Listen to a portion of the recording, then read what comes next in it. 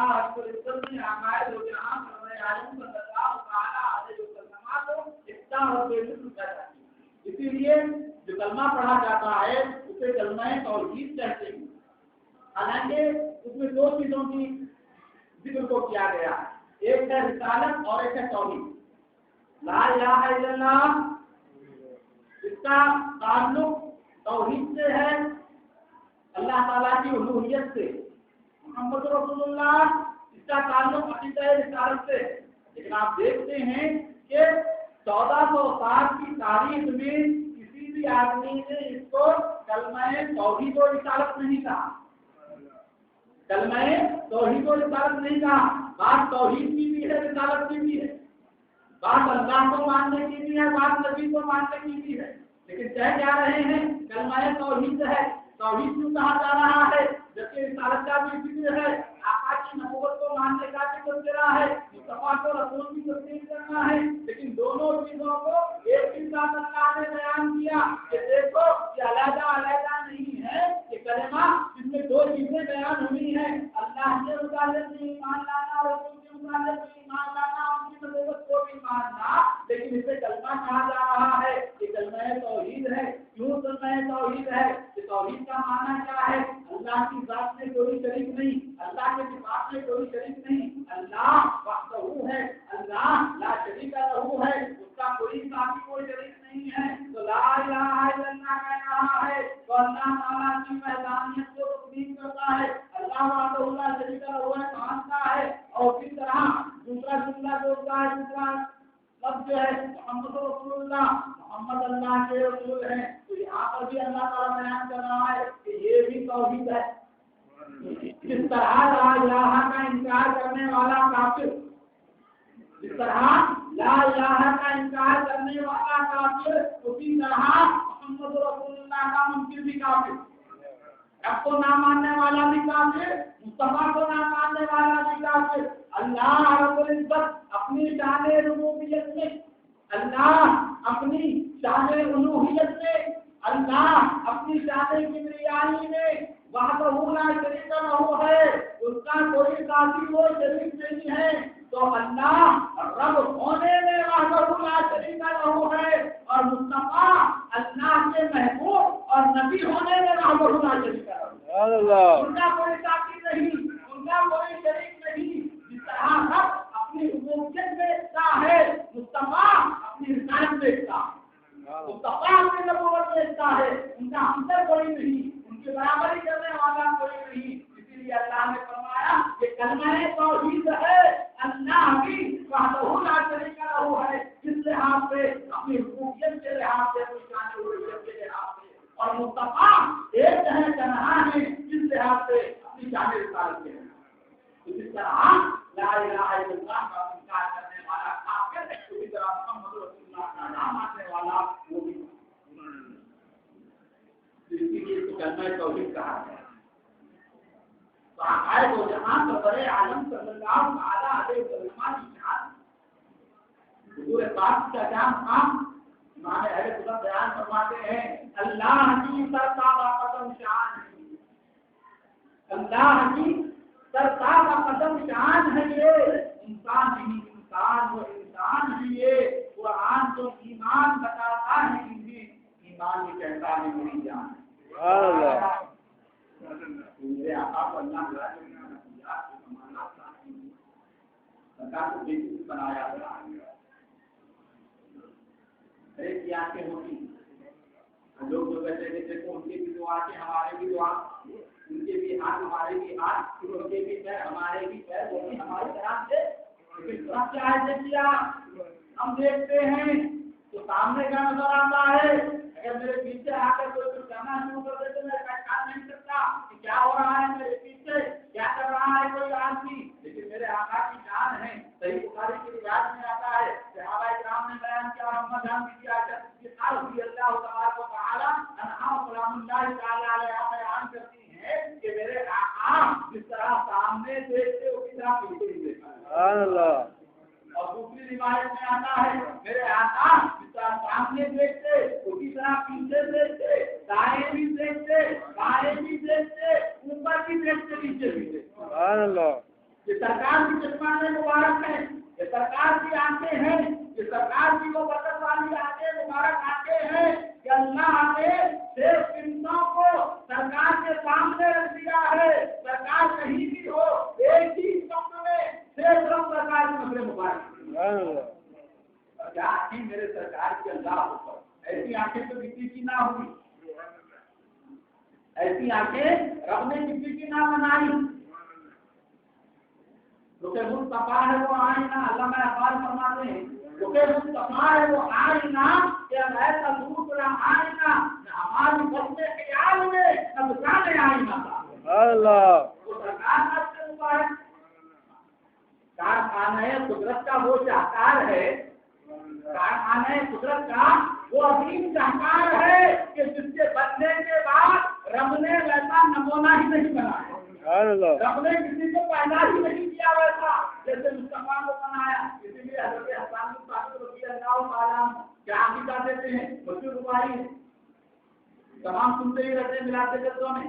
حضرت حسن بن ثابت رضی اللہ تعالیٰ نے اپنی بارگاہ نبوت میں یا رسول اللہ آپ کی طرح حسین میں نے کبھی نہیں دیکھا، آپ کی طرح حسین کسی کو نہ دیکھا، اور آپ کی طرح حسین و جمیل خوبصورت کسی ماں نے اپنے شکم سے پیدا نہیں کیا دنیا میں. گویا آپ کا معاملہ ایسا ہے رب نے آپ کو اسی طرح بنایا ہے جس طرح آپ بننا چاہتے ہیں. جتنے بنے ہیں رب کی مرضی سے بنے، رب نے جیسا بنایا بن گئے. آپ کی مرضی کا دخل نہیں ہے، نہ آپ کے ماں باپ کی مرضی کا دخل ہے. کسی کو گورا بنا دیا، کسی کو کالا بنا دیا، کسی کو لمبا بنا دیا، کسی کو سیدھا بنا دیا، کسی کو موٹا بنا دیا، کسی کو دبلا بنا دیا. پورے الگ الگ نمونے سے سب کو آگے، سب کو پہلے، سب کو آگے، سب کو چہرہ ہے، سب کو زبان ہے، لیکن کسی سے کسی کی شکل کسی سے نہیں ملوا. تو اللہ نے سب کو اپنی مرضی سے بنایا. آپ کو پوچھا نہیں کہ تمہیں کس طرح بنا، مجھے پوچھا نہیں کہ مجھے کس طرح بنا. اللہ نے جتنے مخلوق ہے سب کو اپنی مرضی سے بنایا. اور ساتھ ہی رسول فرمایا کہ مصطفیٰ کا معاملہ آیا تو اللہ تعالیٰ نے اپنی مرضی سے نہیں مصطفیٰ کی مرضی سے بنایا. مصطفیٰ وہ کس طرح بننا چاہتا. اب یہ بات تو آپ کے لیے سمجھنے کے لیے ہے مصطفیٰ نے کیا کہا ہوگا. مصطفیٰ نے کیا کہا، ایسا بننا چاہتے. اب آقا نے کیا کہا ہوگا، یہ تو بولنے کی گنجائش نہیں.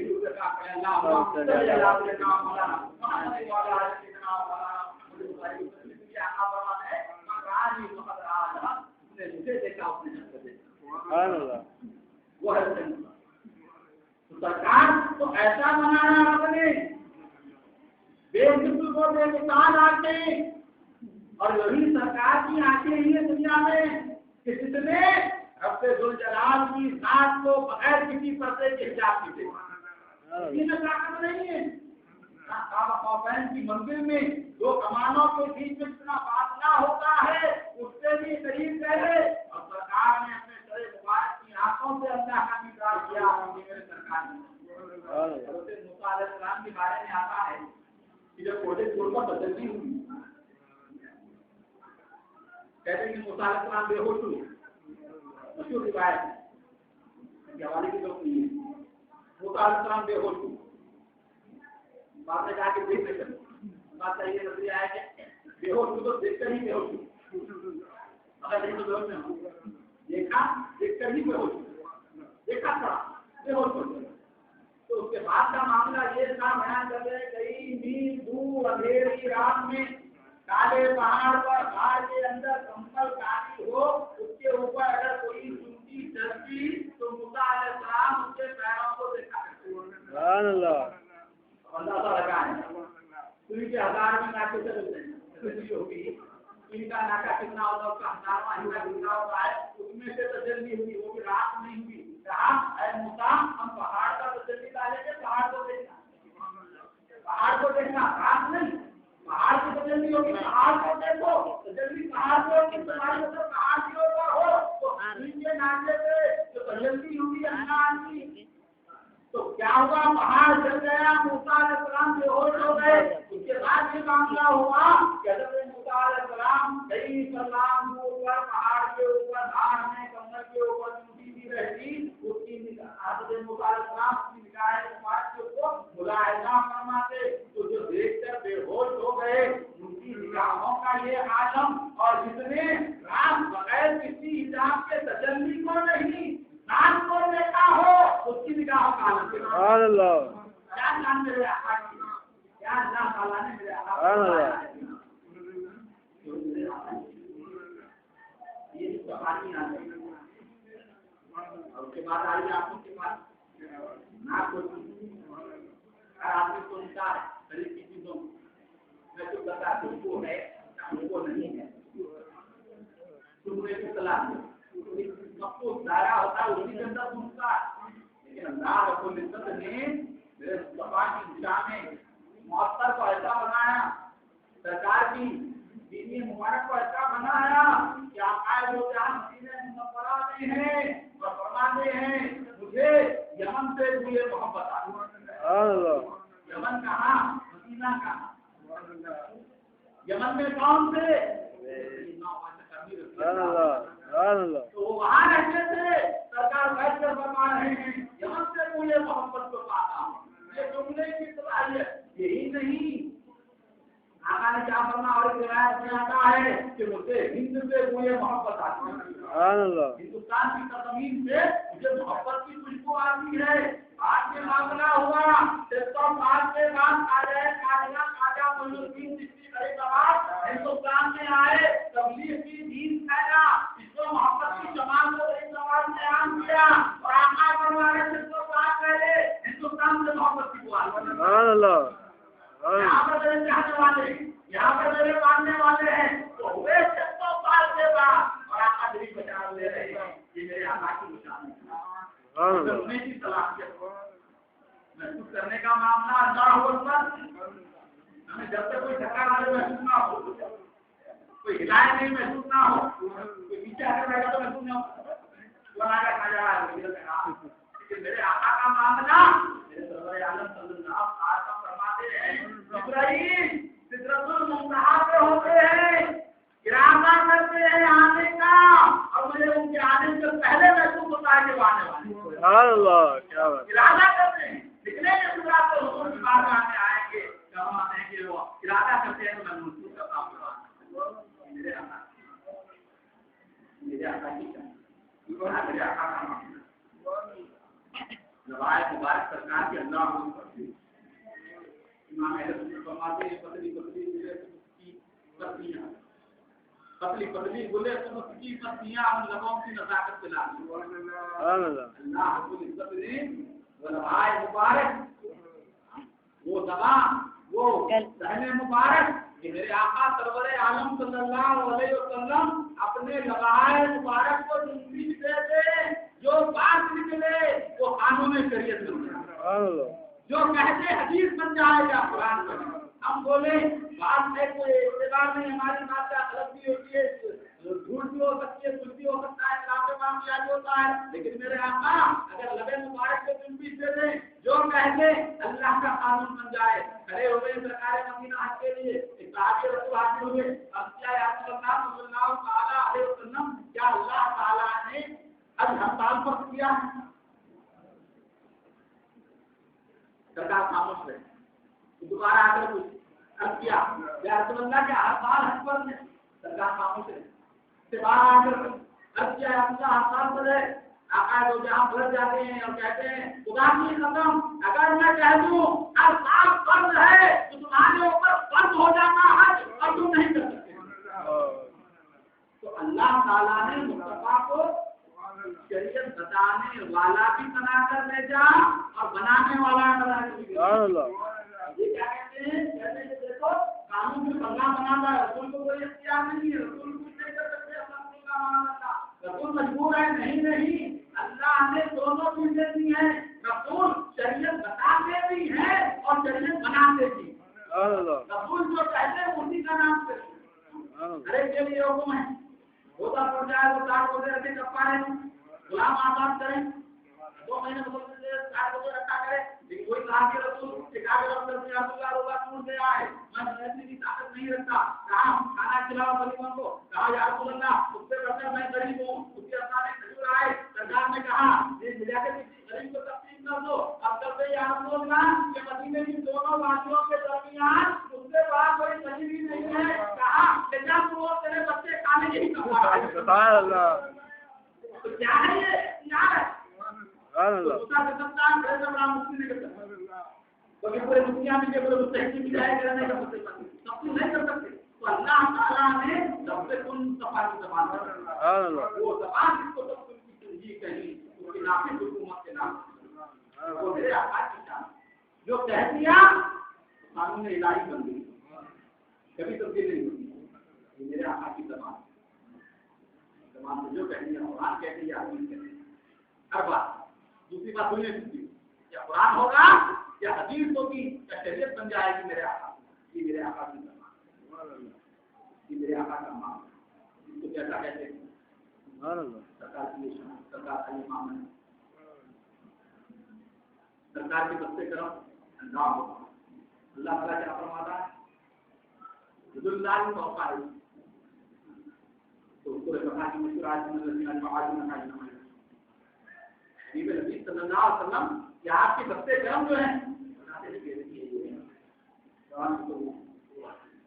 सरकार मदीना आके सब मुस्लिम सल्लल्लाहु अलैहि वसल्लम से मुबारक है।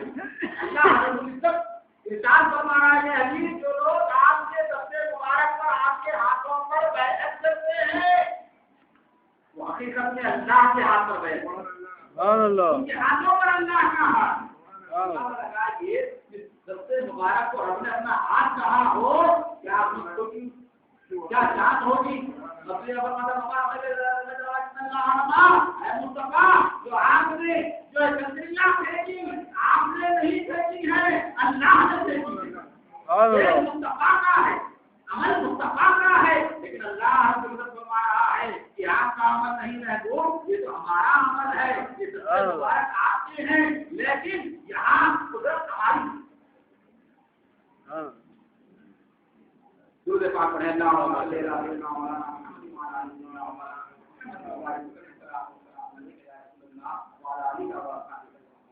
ये मेरे मुस्तफा के लिए